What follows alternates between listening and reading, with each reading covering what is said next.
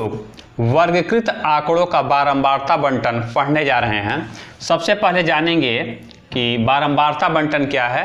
पहले से भी आप लोग जानते हैं कि आंकड़ों को सारणीबद्ध करके बारंबारता के साथ प्रस्तुत करने को बारंबारता बंटन कहते हैं। और वर्गीकृत आंकड़ों का क्या मतलब है? आंकड़ों का इसके लिए हमें वर्गीकरण करना पड़ता है। इस विधि का इस्तेमाल तब करते हैं जब आंकड़े बहुत लंबे हों, बहुत ज़्यादा संख्याएं उनमें दी गई हों और उनमें से सबसे बड़ी संख्या और सबसे छोटी संख्या का अंतर ज़्यादा हो। तो आइए पूरे प्रोसेस को समझने के लिए हम एक उदाहरण लेते हैं। उदाहरण लिखा हुआ है कि किसी विद्यालय के कक्षा 9 के 30 विद्यार्थियों का गणित में प्राप्तांक निम्नवत दिया गया है। पहला विद्यार्थी 15 नंबर पाता है, दूसरा विद्यार्थी 8 नंबर पाता है। ऐसे ही करते हुए अंतिम विद्यार्थी 35 नंबर पाया हुआ है। सबसे पहले क्या करते हैं कि देख लेते हैं कि सबसे बड़ा नंबर इनमें कौन सा है। तो अगर ध्यान से देखेंगे तो सबसे बड़ा नंबर यहाँ 48 है, इसको लिख लेंगे। और फिर देखेंगे कि सबसे छोटा वाला नंबर कौन सा है, तो 1 है। तो 48 में से 1 घटाएंगे तो ये होगा 47। ये अंतर सबसे बड़े नंबर और सबसे छोटे नंबर का जो डिफरेंस है, इसे आंकड़ों का परिसर या रेंज बोलते हैं। इस 47 जो है इस आंकड़े का परिसर हुआ। इसे ध्यान से देखते हैं। हम देख रहे हैं कि ये 50 के करीब है। आंकड़े चूंकि लंबे हैं, एक एक नंबर के हिसाब से अगर हम बारंबारता बंटन बनाने लगेंगे तो बहुत लंबा हो जाएगा, हमें परेशानी होगी। तो इन आंकड़ों को क्या करेंगे कि छोटे छोटे ग्रुप में, समूह में बांट लेंगे। हम समूह चाहे तो 5-5 का भी बना सकते हैं या 10-10 का भी बना सकते हैं, 20-20 का भी बना सकते हैं अपनी सुविधा के अनुसार। तो हम लोग 10 का ग्रुप बनाने जा रहे हैं। इसके लिए क्या करेंगे कि यहाँ देखिए हमने कॉलम बना रखा है, 1 2 3 4। इसमें 4, इस टेबल में 4 कॉलम हैं। क्रम लिख देंगे। यदि हम 10-10 का ग्रुप बनाते हैं तो क्या करेंगे कि 0 से 10 यहाँ लिख देते हैं। यहीं पे ये पहला ग्रुप जो है 0 से 10 का बनेगा। इसका मतलब होगा कि इस अंतराल में, इस डिफरेंस में जो भी नंबर पाने वाले बच्चे होंगे इस वाले में लिखे जाएंगे। दूसरा होगा 10 से 20। तीसरा हम बना रहे हैं 20 से 30। तीसरा होगा 30 से 40 और लास्ट होगा 40 से 50। लास्ट 50 वाला क्यों है? क्योंकि अंतिम हमारा लास्ट नंबर देखिए 48 है, इसी में सब खप जाएंगे। क्रम संख्या भी डाल देते हैं, पहला वाला, दूसरा वाला, तीसरा, चौथा और 5वां। वर्ग बनाने के बाद क्या करते हैं कि देखते हैं कि ये जो बच्चे नंबर पाए हैं ये क्रम से चलें अगर, तो 15 नंबर पाने वाला बच्चा किस में होगा? इस में होगा। दूसरे वाले में 8 नंबर पाने वाला। एक एक को बारी बारी से हम देखते जाएंगे कि कौन सा बच्चा किस वर्ग में आएगा। लेकिन समस्या ये हो जाती है, चूंकि आंकड़े ज़्यादा हैं तो 5-10 नंबर देखने के बाद हम खुद भूल जाते हैं कि ये वाला हम चेक किए हैं कि नहीं किए हैं और फिर शुरू से चलने लगते हैं, तो परेशानी हो जाती है। तो इस परेशानी से बचने के लिए ये मिलान चिन्ह या टैली मार्क का इस्तेमाल करते हैं। ये क्या चीज़ होता है इसको समझते हैं। बहुत ही आसान है। पहले नंबर को देखेंगे तो मालूम चला कि ये 15 है। 15 पड़ेगा 10 से 20 वाले वर्ग में। तो इसे यहाँ पे काट लेते हैं और यहाँ एक लकीर खींच लेते हैं। 8 को देखिए, 8 आएगा 0 और 10 के बीच में, यहाँ काटेंगे, एक लकीर खींच लेंगे। इस लकीर को ही बोलते हैं मिलान चिन्ह या टैली मार्क। 3 देखिए, इसके बगल में एक लकीर खींच लेंगे क्योंकि 3 इसी ग्रुप में आएगा। 5 काटेंगे, एक लकीर खींचेंगे।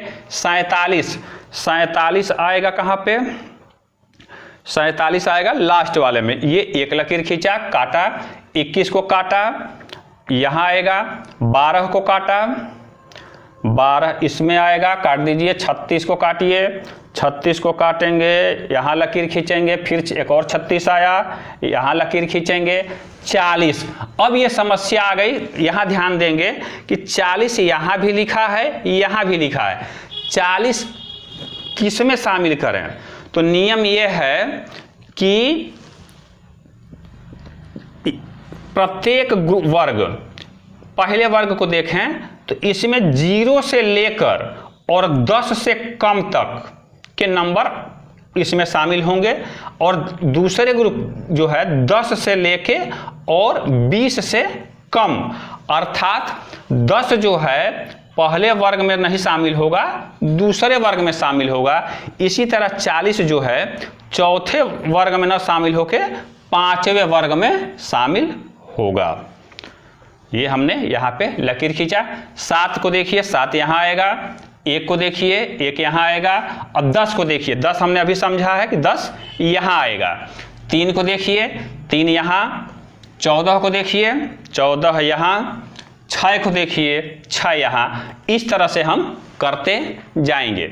लेकिन अब देखिए ये जो लकीर खींच रहे हैं, जब अगर ज़्यादा लंबा हो जाए तो हो सकता है कि इन्हें गिनने में ही हमारी आँख इधर उधर हो जाए, असावधानीवश एक नंबर कुछ और हो और एक आधा नंबर हम ज़्यादा गिन लें तो गलत हो जाएगा।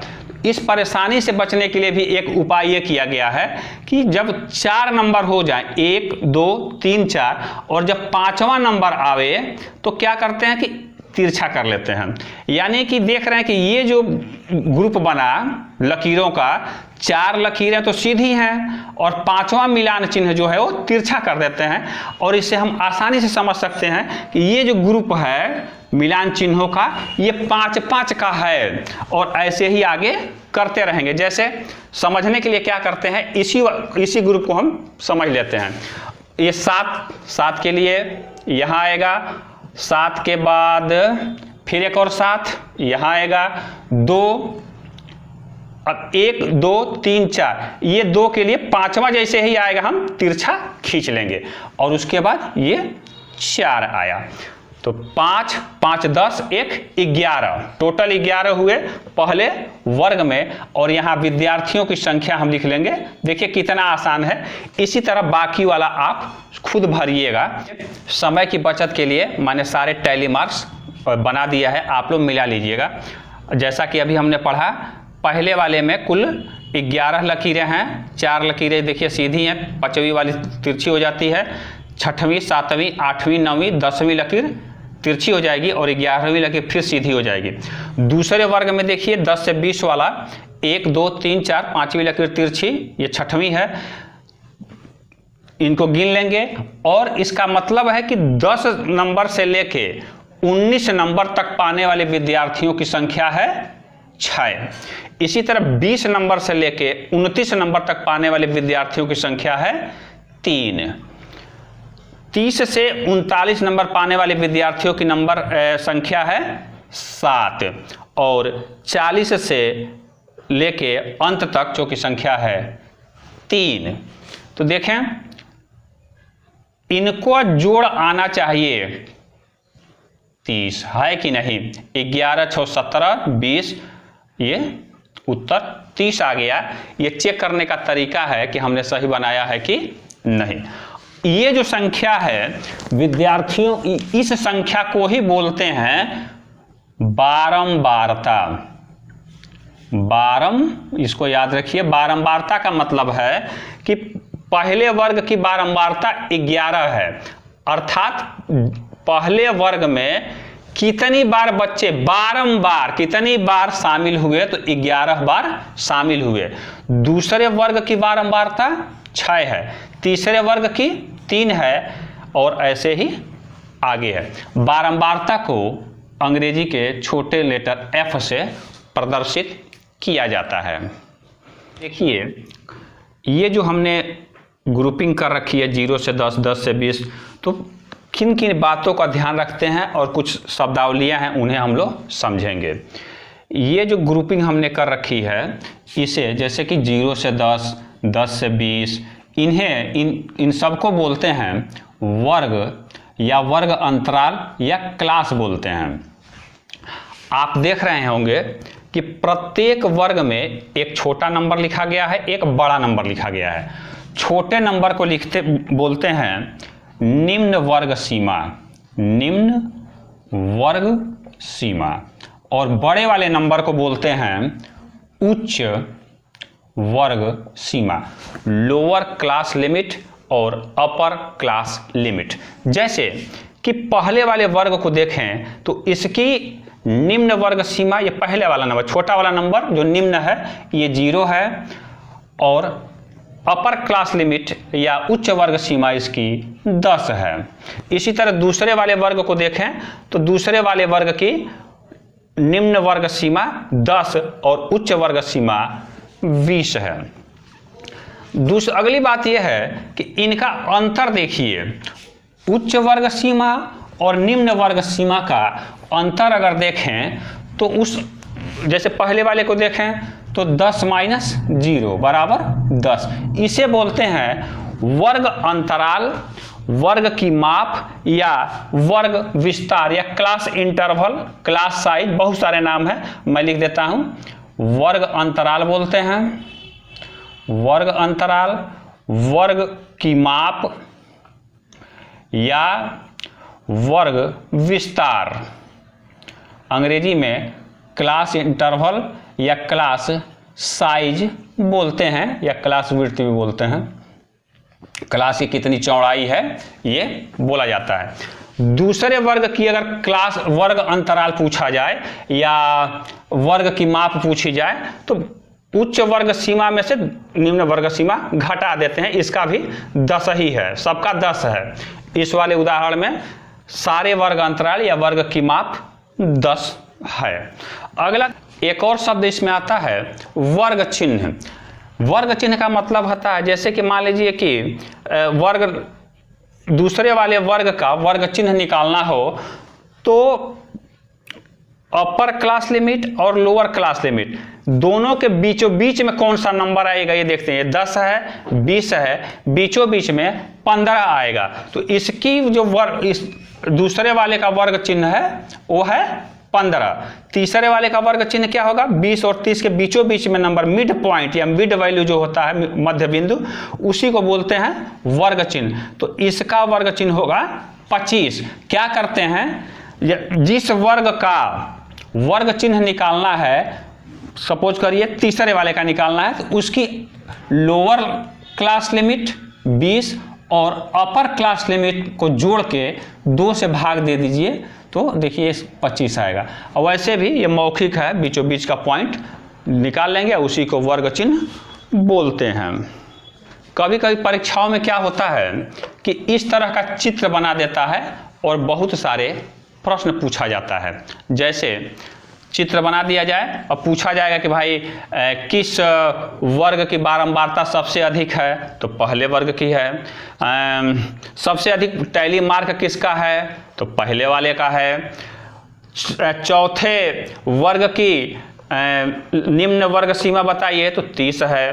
तीसरे वर्ग की उच्च वर्ग सीमा बताइए, तो भाई 30 है। पांचवें वर्ग सीमा की, पांचवें वर्ग की का वर्ग चिन्ह बताइए, तो भाई 40 और 50 को जोड़ के आधा कर लेंगे, या वैसे भी देख लेंगे कि बीचों बीच का पॉइंट 45 है। इस तरह के प्रश्न आते हैं टेबल बना के उस पर विश्लेषण करने के लिए या व्याख्या करने के लिए। वर्ग को बनाते समय कुछ बातों का ध्यान में रखना जरूरी है। पहले तो कोशिश ये करते हैं कि वर्गों की संख्या कम से कम 5 और ज़्यादा से ज़्यादा 15 हो, यानी बहुत कम भी ना हो और बहुत ज़्यादा भी न हो जाए। दूसरी बात ये करते हैं कि वर्गों का जो ये साइज है, गैपिंग है, ये बराबर रखना चाहिए, इससे काम में सुविधा होती है। तीसरी बात ये है कि वर्गों में ओवरलैपिंग नहीं होना चाहिए, जैसे कि ऐसे नहीं बनाएंगे वर्ग को, 0 से 10 हमने बना दिया, अगला वाला ऐसे नहीं बना देंगे कि 8 से 18, तीसरा वाला पता लगा कि हमने बना दिया 20 से 30। तो देख रहे हैं कि 8 जो है यहाँ भी है, यहाँ भी है, और 18 के बाद सीधे 20 आ गया। 19 कहाँ है, पता ही नहीं है तो समस्या उत्पन्न हो जाती है। और जैसा कि बताया गया है, इस बात को और ध्यान रखते हैं कि कोई भी नंबर है, जैसे कि 10 वाला उदाहरण हमने लिया था, 10 वाला, कि 10 इस ग्रुप में ना शामिल होके अगले वाले में है, इसका भी हम लोग ध्यान रखते हैं। और भी सावधानी ये बरतते हैं कि वर्गों के बीच में गैपिंग ना हो। गैपिंग का मतलब कि जैसे मान लीजिए कि तीसरा वाला तो 20 से 30 वाला है, तो अगला हम बना दें 35 से 45। अब देखिए गैपिंग हो गई, 30 के बाद फिर 30 से 40 वाला आना चाहिए, लेकिन यहाँ गैपिंग हो जा रही है, 30 से 35, बीच के नंबर कहाँ चले गए। और साथ ही ये भी ध्यान देते हैं कि ये जो नंबर इन आंकड़ों में इस्तेमाल हुए हैं वो किसी न किसी वर्ग में शामिल जरूर होने चाहिए, कोई छूट न जाए, इसका बहुत ध्यान रखना जरूरी है। अगला वीडियो आयत चित्र अर्थात हिस्टोग्राम पर होगा, तो उसको समझने के लिए इस पूरे प्रोसेस को समझना बहुत आवश्यक है। आपने वीडियो को पूरा देखा, इसके लिए बहुत बहुत धन्यवाद।